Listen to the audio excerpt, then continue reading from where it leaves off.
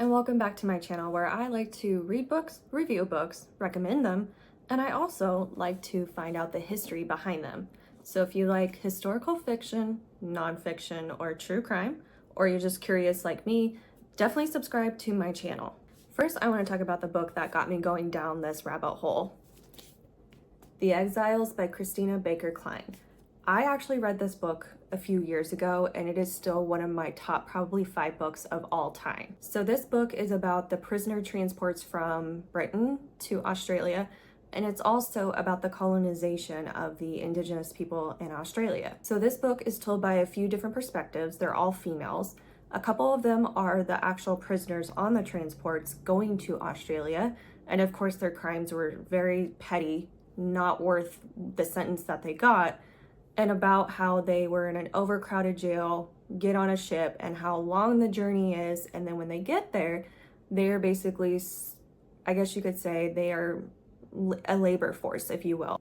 And one of the other perspectives of this is a young girl who is an indigenous person in Australia who was taken away from her family and then given to one of the free settlers, almost as like a project. Like they were trying to make her into something she was not. They were trying to prove that they could make any of these people proper British people, if you will. Now, this book is not for the weak. It is a very hard subject, but I highly recommend this book. There's a lot of history behind it, and this is why I eventually found myself in this rabbit hole. Okay, so now we are finally going to get into the actual history behind this book and why I wanted to go down this road so much.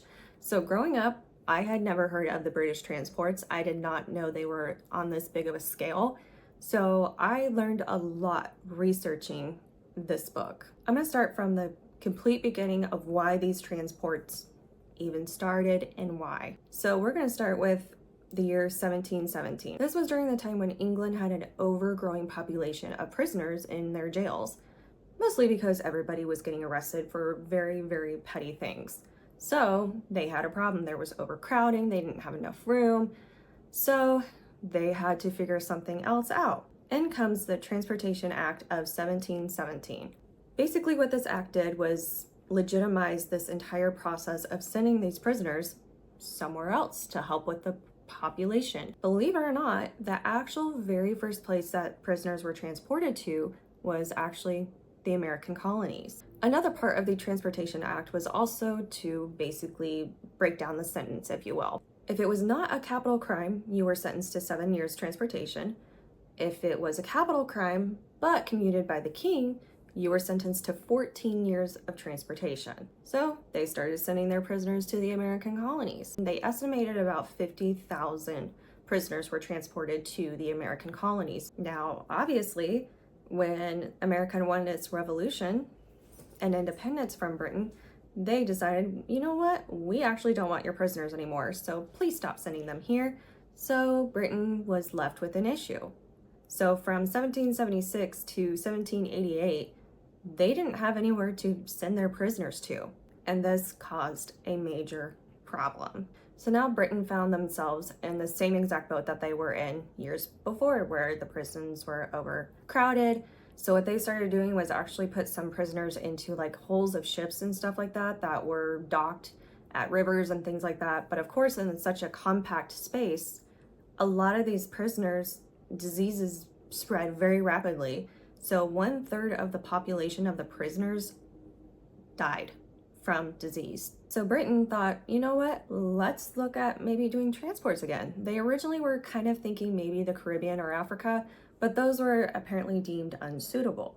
Now the solution comes from a junior officer that was on James Cook's voyage of 1768, and they were the very first Europeans to lay eyes on Australia. Basically told the king that you really want this land because any other country that takes it has a huge advantage. So the crown wanted it for its own.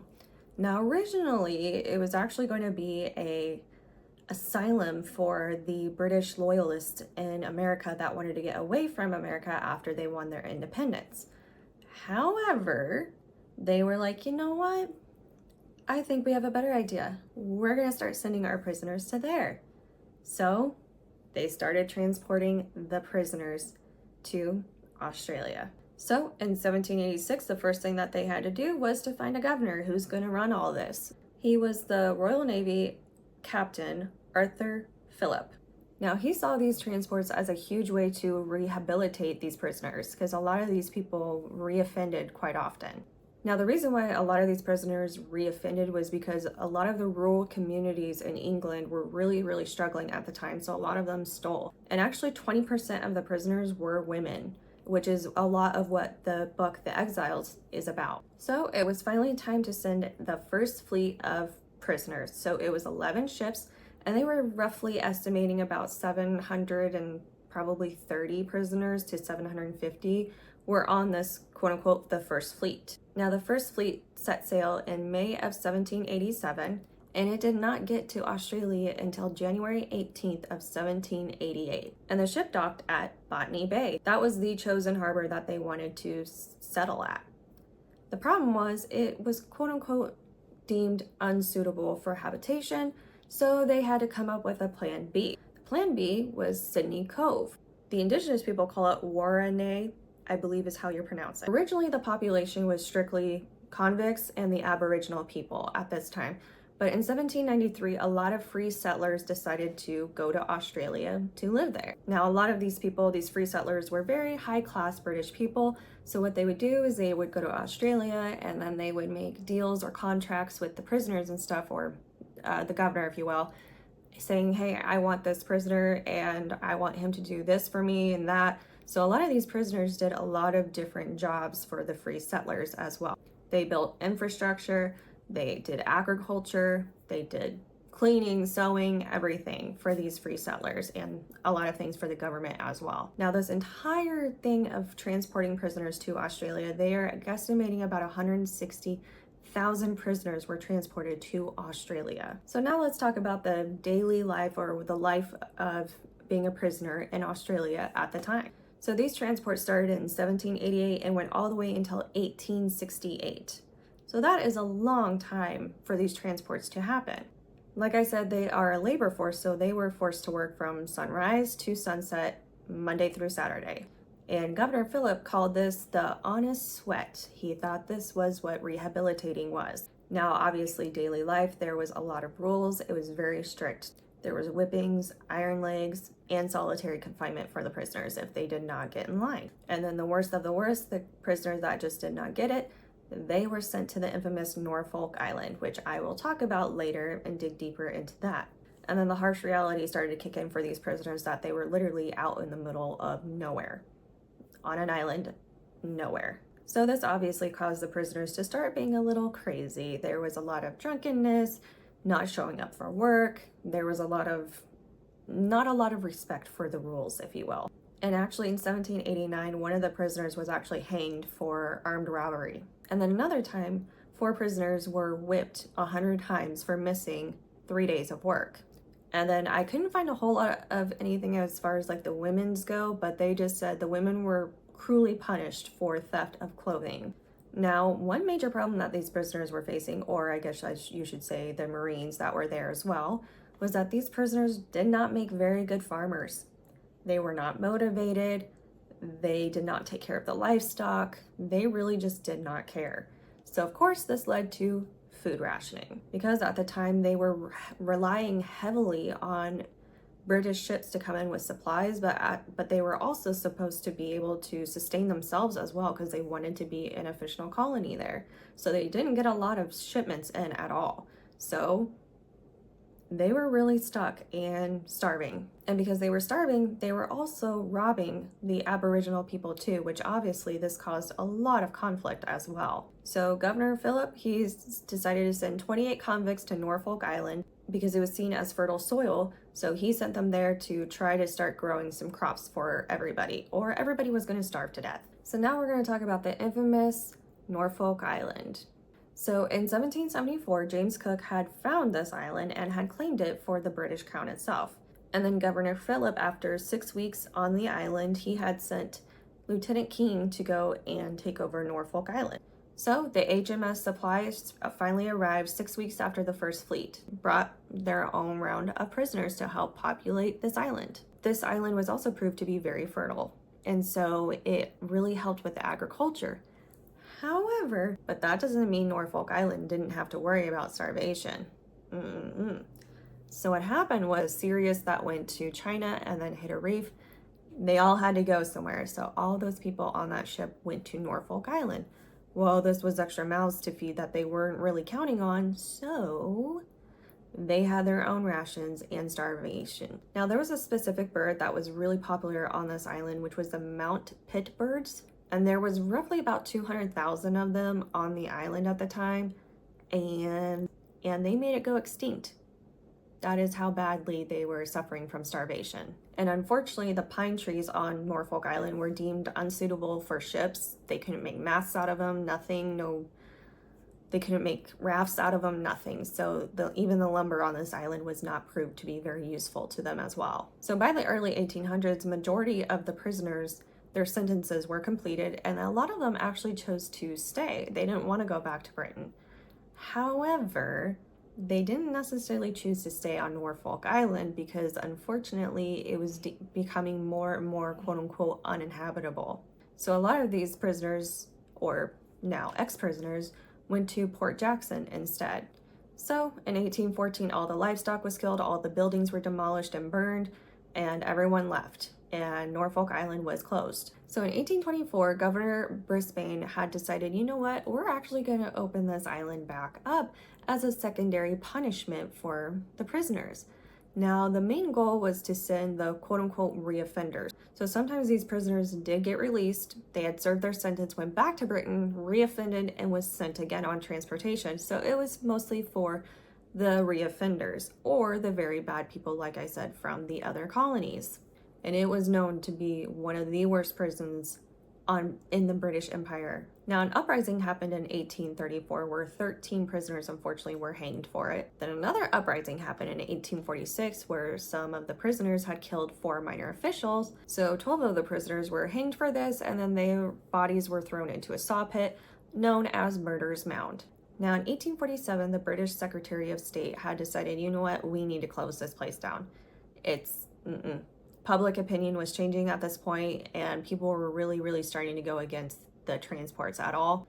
So by 1854, majority of the people had moved off the island, and only about 119 people remained on the island at the time. So now things for the prisoners actually started to make a big change in 1809 when the Marquis, I believe is how you pronounce his name, kind of took over the colony. Now, he really believed that anybody should have the opportunity to be able to own land, provide for themselves, and he really wanted to see these prisoners, or just anybody, to succeed. However, when he showed up, he was very concerned about the lack of rules, lack of discipline, how the public health, public safety, none of it was up to his standards. So he had brought his army with him to set everybody straight and to get this place back to where it needs to be able to be a successful colony. So by the 1830s, only 6% of the prison population was actually locked up behind doors. A lot of these had their own cabin with their family and friends. They had their own jobs, and majority of them worked for the free settlers around the colony. And honestly, due to good behavior, you could actually get a reduced sentence or a full-blown pardon. The Marquis also allowed the prisoners to make their own living. And so therefore, a lot of these prisoners, when their sentences were done, they actually decided to stay and continue doing whatever skill that they learned and continue to do that as a profession. And even the military that was there to help run the island as well and keep things in control also decided to stay as well.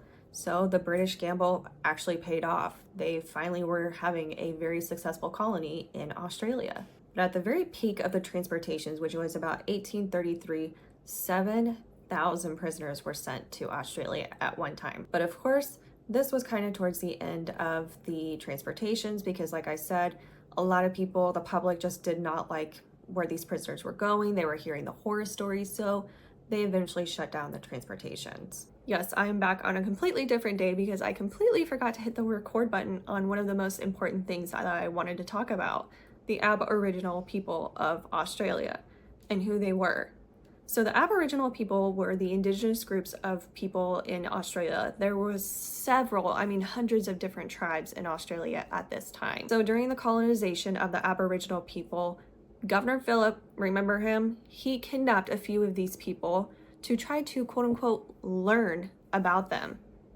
And there was actually an uprising after the whole incident with Governor Phillip in 1790. Obviously, that did not go very well, and the Aboriginal people retaliated and actually speared him where he stood, but surprisingly, he actually survived. Obviously, this created a lot of tension between the prisoners and the settlers and the Aboriginal people as well. Now, the Aboriginal people have been in Australia for over 50,000 years. They are still one of the biggest continuing Indigenous groups outside of Africa to this day. Now, at the time of the First Fleet, when it showed up, the population of the Aboriginal people in Australia was roughly at about 750,000.